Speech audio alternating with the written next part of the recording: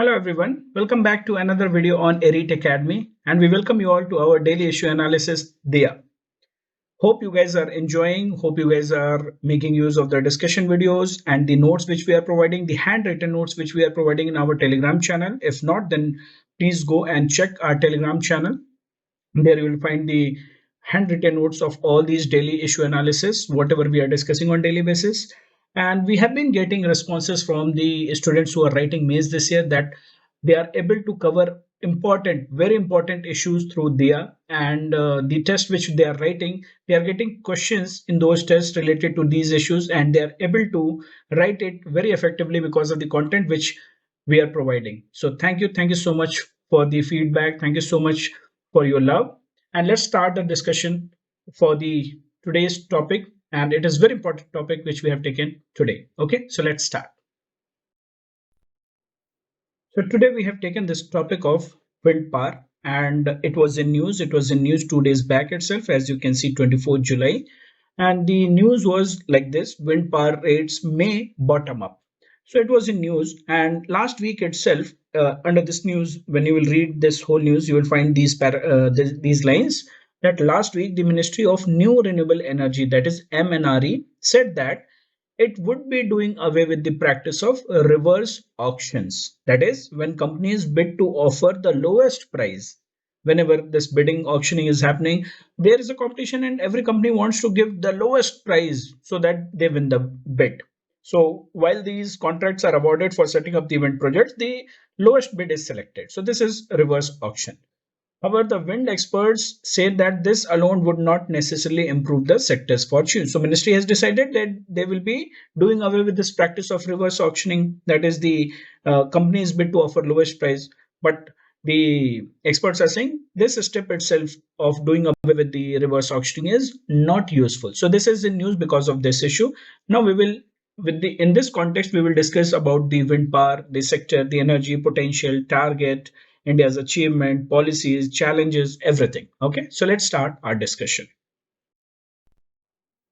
So the particular news which was there that MNRE, that is Ministry of New and Renewable Energy, has said that they will be doing away with this practice of reverse engineering. So why this step has been taken, that also we should know before we discuss anything else. So there were complaints that this reverse auctioning is leading to it is lowering the tariffs artificially. So this it is leading to tariffs being artificially lowered, leading to what? Leading to unhealthy competition. The competition becomes cutthroat, rather it becomes very unhealthy.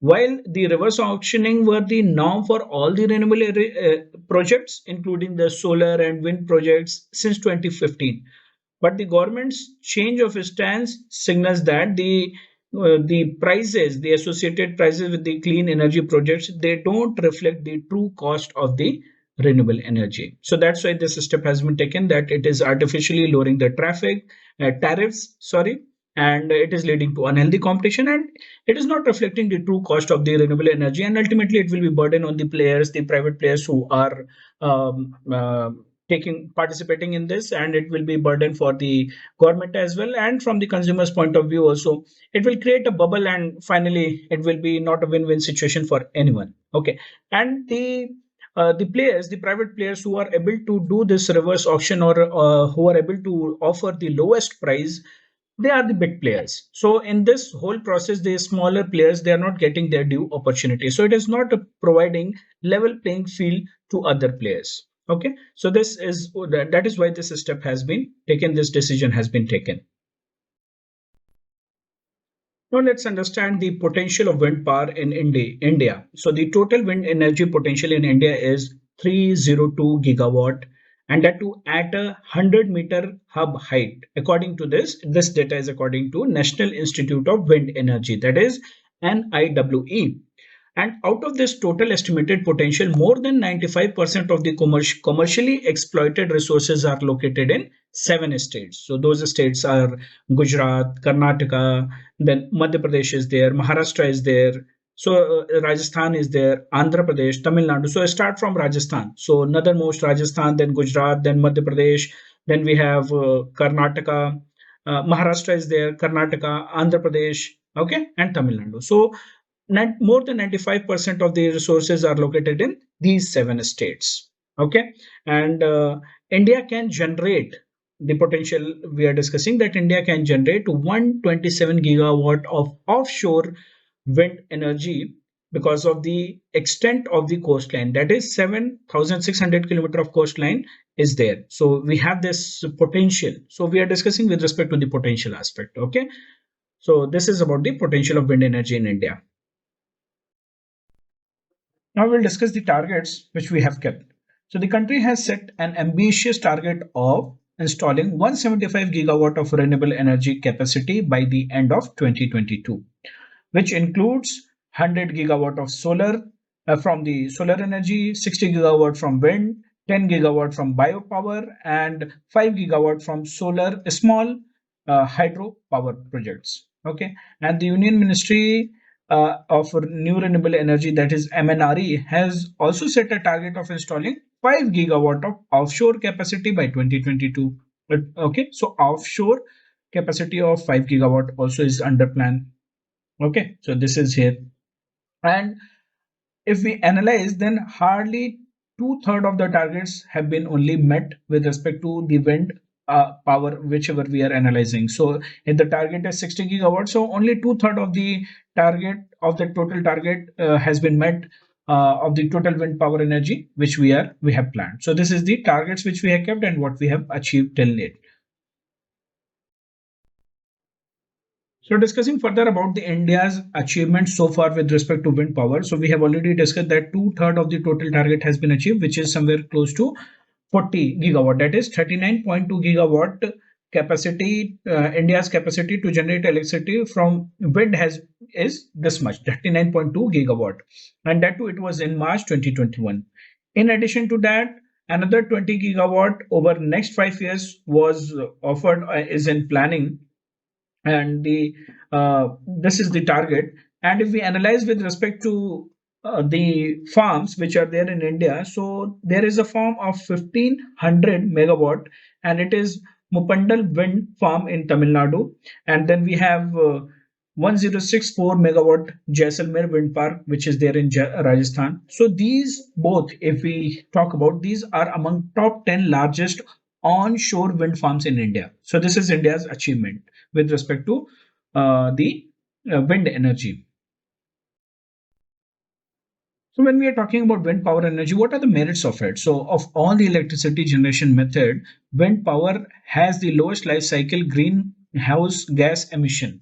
So lowest life cycle greenhouse gas emission, and that is possible because of the lower land and water footprint. And if we compare it, then it is one third compared to the solar photovoltaic method of electricity generation. And not only that, wind also utilizes power evacuation infrastructure more efficiently, almost twice efficient than the solar or others. So these are the merits because of which we are promoting, and definitely it is renewable form of energy. So all those advantages are there. And these points don't forget to mention because these are technical points. If you know, then only you can write about it. Okay. So whenever we are talking about wind energy, it's not that everything is very good, rosy. We have discussed about targets, we have discussed about merits, we have discussed about potential, and definitely there is INDC target also. Government is coming up with a lot of policy incentives as well. But there are challenges for onshore wind power generation. So what are those challenges? So the first challenge is related to abandoning of site. So what happens? The developmental projects by the bidders, frequently those who bid for wind power projects, who they don't know that the site at which their potential projects would be located. And once they win the bid, then they begin the development of the sites, and then they will encounter challenges. This further leads to a stage where the projects will be abandoned, and then ultimately not only a loss of revenue for them, but also it becomes a hinder or a hurdle for the development of the overall sector as well. Okay, so abandoning of developmental projects by bidders is one of the issue which has been faced in the onshore wind power generation. Next, there is limited availability of prime sites that are favorable for the cost efficient wind power project. So we have limited availability. Not only that, this, even if it is available, then land acquisition and the cost of that land is very heavy. So the cost of the large tracts of land required for installing this wind turbine is very costly, and the sector gets little help from the government in acquisition of land for setting up these projects and development of the network for the evacuation of power from plant to grid. So, be it the development for the generation of electricity or development of the network for the evacuation of the power from the plant to the grid, both is costly, and very minimal support is being provided with respect to land acquisition, and it is costly. Also, there is the financial health of the electricity distribution companies, the discoms, is very poor. And the regions that have suitable sites for developing wind farms are usually unconnected. So the next point is that it is unconnected to the power grid.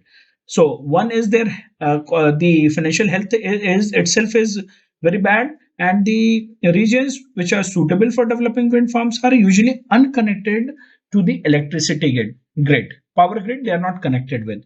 So even if energy is being developed, then where it will go, who will buy, how it will be supplied to the consumer. So these are the challenges. We will discuss another set of challenges.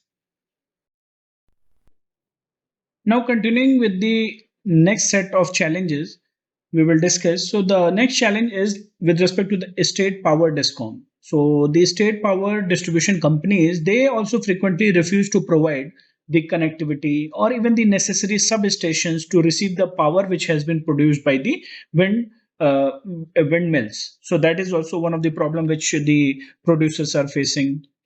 Next problem is related to low tariffs. So we have already discussed the whole issue which we started, the context in which we started, and because of which it is in news, is related to low tariffs.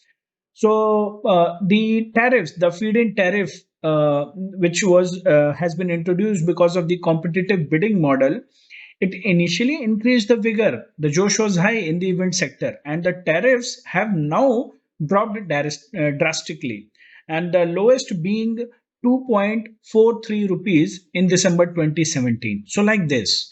But even though it is sounding that yes, it is very low, but it is not sustainable for the industry overall. So, there will be no incentive, profit margins will be less, and the cost is already very high, the installation cost.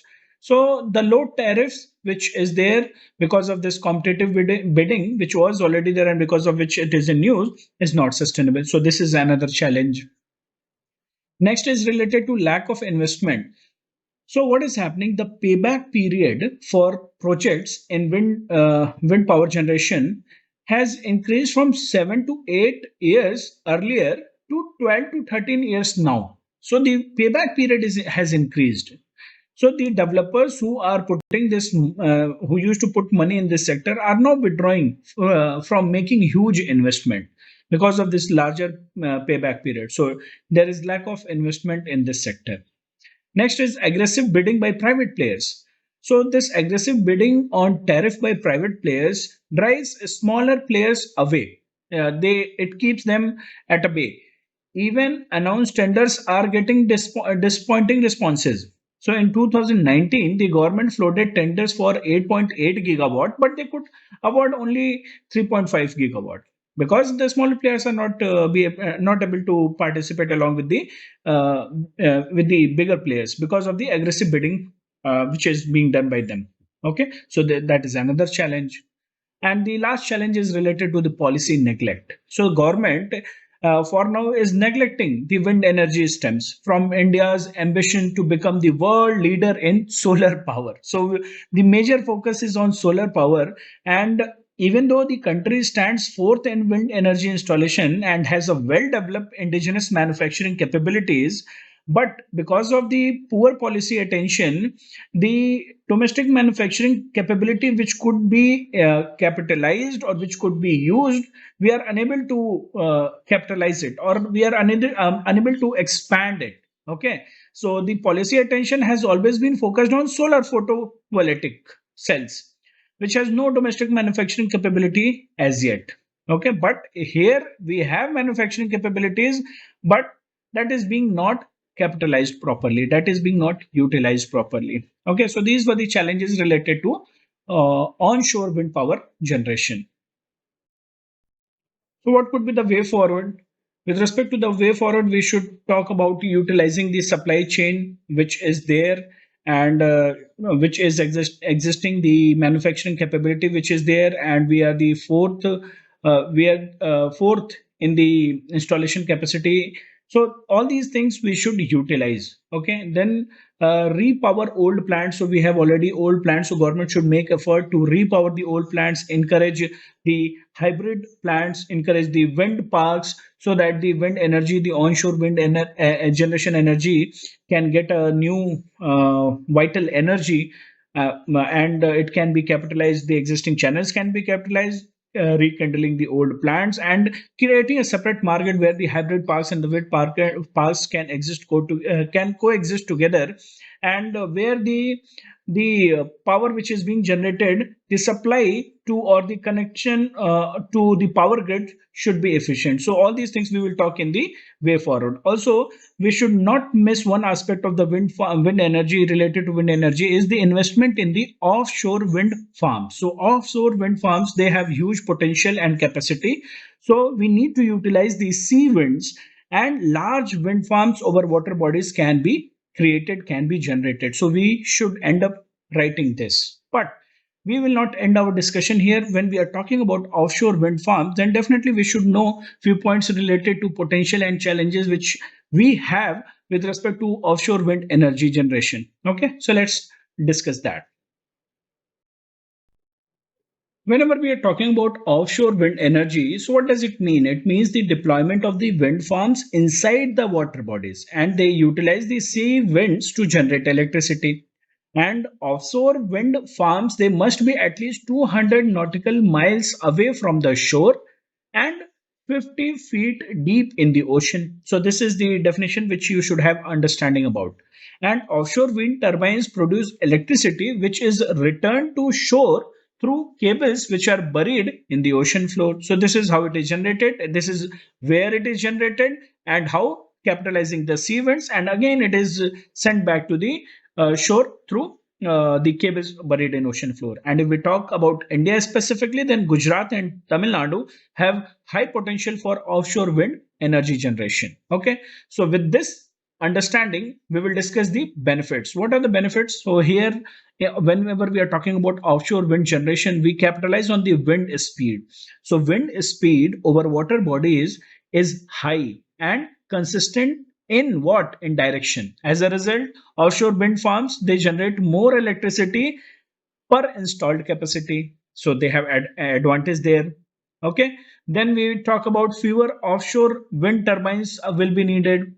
Fewer offshore wind turbines are required to produce same capacity of energy as compared to onshore ones. So this is one of the added advantage.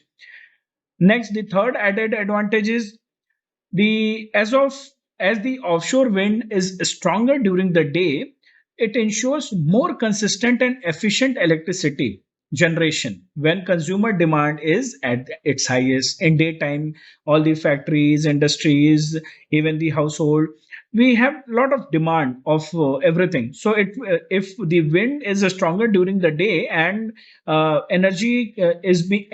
electricity is being generated during daytime more, then it will be in sync with the consumer demand. So it is like supply and demand both are matching.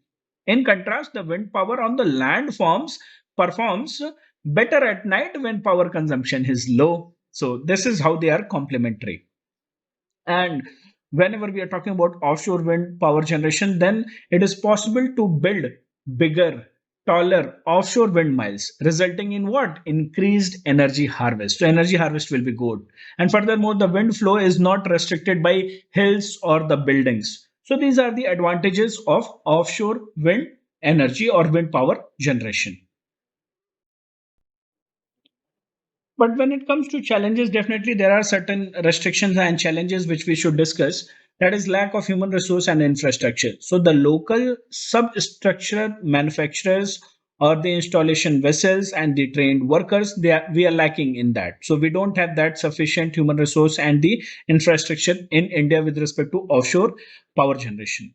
Also, the offshore wind turbines, they require stronger structure and foundations than the onshore wind farms. So this requires higher installation cost. Consequently, offshore wind tariffs in India are expected to range between rupees 7 to 9 per unit, compared to what we were discussing, somewhere between 2 to 3 rupees per unit or for onshore wind. So installation cost, when it will be high, definitely the wind tariffs will be comparatively more than the onshore wind tariffs. Next is the offshore power, whatever installation we are doing, they need higher maintenance. Why? Because the action of waves or even the high winds, particularly during the storms or the hurricanes or the tides, okay, they can damage the wind turbines. Eventually, offshore wind farms will require more maintenance, that is more costly and even difficult to perform also. Okay, and thus these projects are require heavy maintenance, heavy cost. And also, whenever we are talking about any installation of offshore wind power installment, it needs longer clearances because it is there in the water, and it has to, we need to see what will be its impact on ecology, marine environment, and definitely the structure and all. It should be sustainable, it should be sturdy, right? So delays in granting clearances by government departments also results in cost overrun. So these are the challenges. Okay, now we will see other aspects. So policies on wind energy in India, if we talk about, so initially government of India had a national wind power policy, but subsequently both the onshore and the offshore wind policies were developed. So for offshore wind energy, now India has a very vibrant policy which came into 2015, known as the National Offshore Wind Energy Policy Framework, and the objective was is to develop offshore wind energy in Indian Exclusive Economic Zone, that is EEZ, along the Indian coastline. So this is the objective. In order to promote the wind energy, we have also a policy of solar wind hybrid policy, which was introduced in May 2018. And the main objective of this policy is to provide a framework for promotion of large grid connected wind solar power, solar photovoltaic hybrid system for optimal efficient utilization of wind and solar resources. Okay, so the wind solar PV hybrid systems will help in reducing the variability which happens in renewable power generation, and thus achieve, it will help in achieving the better grid stability. So that's why we are talking about hybrid model, so that the grid stability or the variations, the variability in the renewable power generation can be managed. What we discussed, we told that onshore power generation more, it is efficient during night time, solar is efficient in daytime. So that is how they can be complementary. So we are talking about hybrid policy. Okay. Now, in the last, we will talk about a case study, taking discussing about China. So, China is the largest producer of wind power in the world, and it is generating almost 36% of the total capacity which of the wind power which is produced. After that, United States is at the second stage, and together, United States and China, they are producing, they are generating 52% of the world's total wind power generated electricity.